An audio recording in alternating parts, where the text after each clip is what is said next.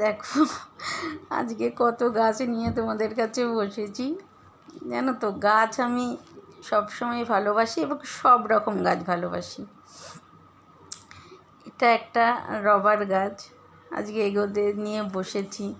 আমি ফুল গাছ, ফল গাছ, পাতাবাহার গাছ, আমি সব গাছ ভালোবাসি। আমার গাছ ভীষণ ভালো লাগে। সকালবেলা ঘুম থেকে উঠে একটু গাছ দেখতে পেলে সেটা মনের একটা আলাদা শান্তি। যেহেতু আমরা ফ্ল্যাট বাড়িতে থাকি, সেহেতু অনেক গাছের শখ থাকলেও সেটাকে খুব সামান্যর মধ্যে বেঁধে রাখতে হয়।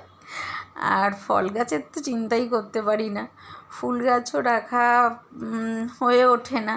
কারণ ফুল গাছ মানেই ফুল হয়ে যাওয়ার পর তার পাতা ঝরে যায় বা ফুল শুকিয়ে ঝরে যায়, তাই সেগুলোতে একটু ঘর অপরিষ্কার হওয়ার একটা সম্ভাবনা থাকে।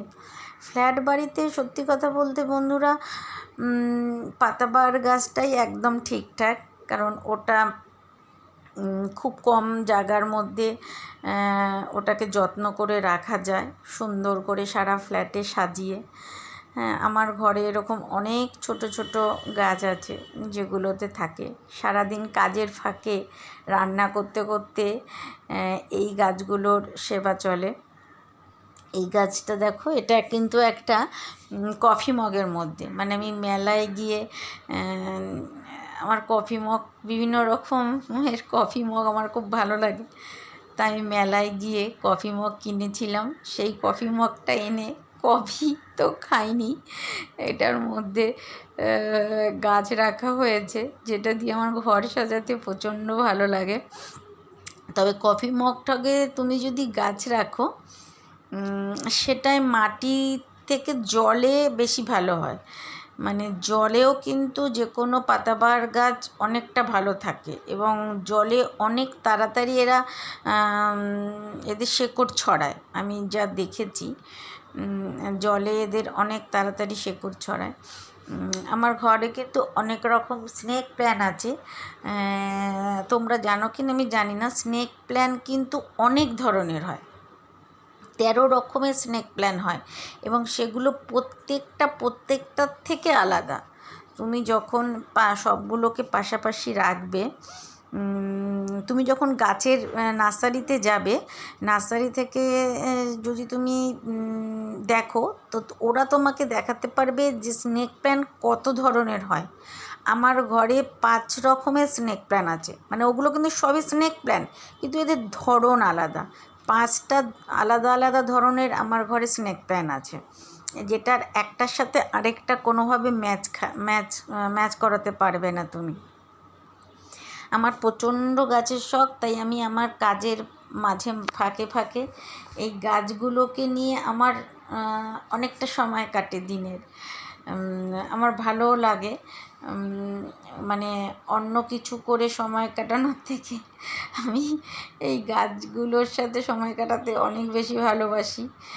তাই আজকে কাজ কিন্তু অন্য কাজও আমার চলছে, রান্নাবান্নাও কিন্তু আমার চলছে। এটা হচ্ছে আরেকটা কফি মগ, জানো তো, এটাও মেলা থেকে কেনা।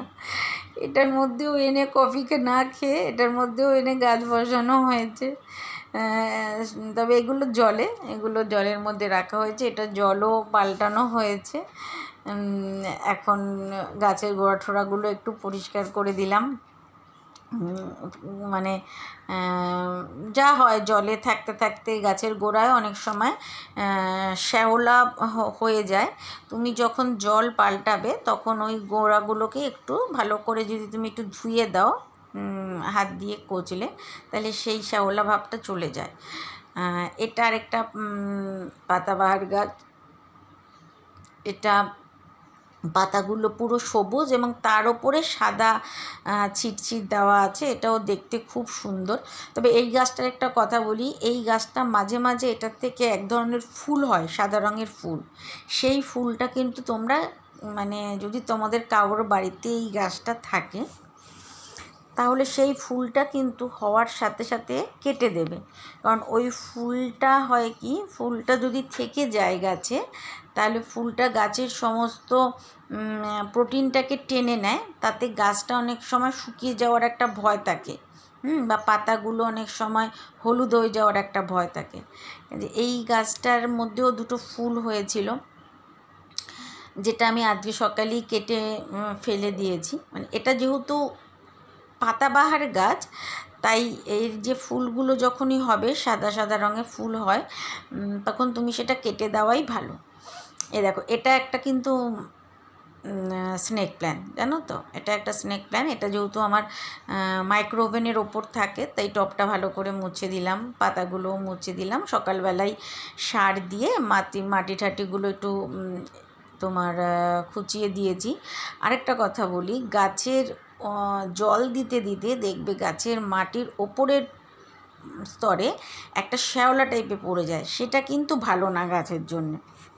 আর যখনই গাছের মাটিতে শ্যাওলা পড়ে যাবে, তখনই তুমি যখন গাছে জল দেবে, সেই জলটা কিন্তু পুরোপুরি মাটির নিচ অবধি পৌঁছায় না, মানে টবের নিচ অবধি পৌঁছায় না। তাতে গাছের একদম মাটির তলাতে যে শিকড়গুলো থাকে সেগুলো ঠিকঠাক জল পায় না। তাই গাছের টবে যেই গাছগুলো থাকে মাটিতে, সেই মাটিতে শ্যাওলাটা না হওয়াই ভালো। মানে মাঝে মাঝে ওই 5 দিন 7 দিন 10 দিন মাঝে মাঝে জলটা মাটিটা একটু কুপিয়ে দেবে।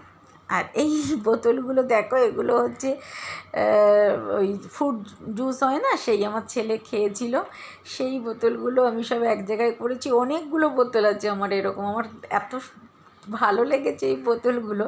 আর যেহেতু গাছও আমি খুব ভালোবাসি, আমি এরকম কিছু দেখলেই আমার সবসময় নজর থাকে ওর মধ্যে আমি গাছ রাখবো।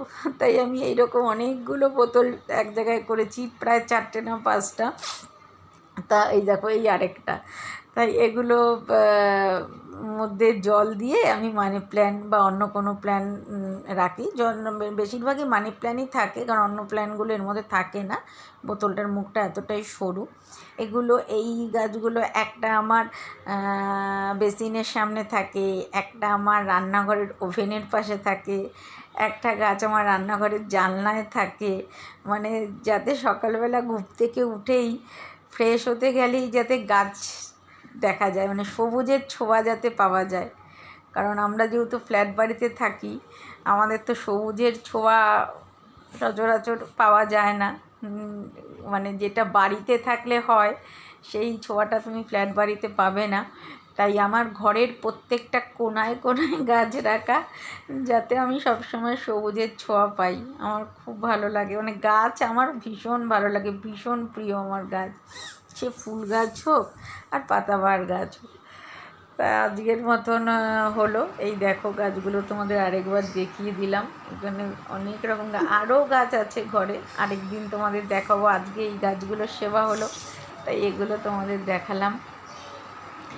আরেক দিন তোমরাও সবাই বাড়িতে গাছ রাখবে। বাড়িতে গাছ রাখা খুব ভালো, বাচ্চাদের জন্যও খুব ভালো, জানো তো। যাদের বাড়িতে বাচ্চা আছে তারাও বাড়িতে গাছ রেখো, সেটা খুবই ভালো হবে।